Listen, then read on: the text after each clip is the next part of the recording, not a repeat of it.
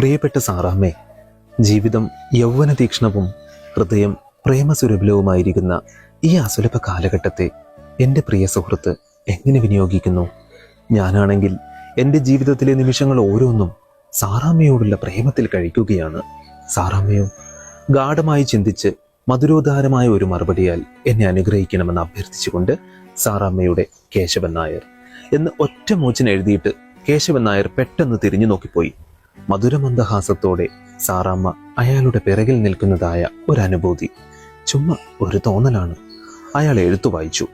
കവിതയുണ്ട്, തത്വജ്ഞാനമുണ്ട്, മിസ്റ്റിസിസവും ഉണ്ട്. എന്തിന്, കേശവൻ നായരുടെ ഹൃദയത്തിന്റെ മഹാരഹസ്യം മുഴുവനും ഇല്ലേ? എഴുത്ത് ഉദ്ദേശിച്ചതിലും നന്നായിരിക്കുന്നു. അയാൾ അത് 4 മടക്കി പോക്കറ്റിലിട്ടു. ബാങ്കിൽ നിന്നിറങ്ങി തെരുവീതിയിലൂടെ നടന്നു.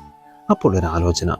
എഴുത്തു കൊടുത്താൽ സാറാമ്മ വായിച്ച് കളിയാക്കുമോ, അതോ മറുപടി കൊടുക്കുമോ? എങ്കിൽ അവളുടെ മറുപടി എന്തായിരിക്കും അവളുടെ മറുപടി?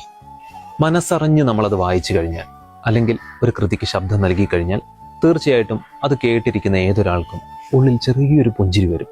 ഇതുപോലെ നിങ്ങൾക്ക് ഏറ്റവും ഇഷ്ടപ്പെട്ട ഏതൊരു പുസ്തകത്തെയും വളരെ മനോഹരമായിട്ട് വായിക്കാൻ ഞാൻ നിങ്ങളെ പഠിപ്പിക്കാം.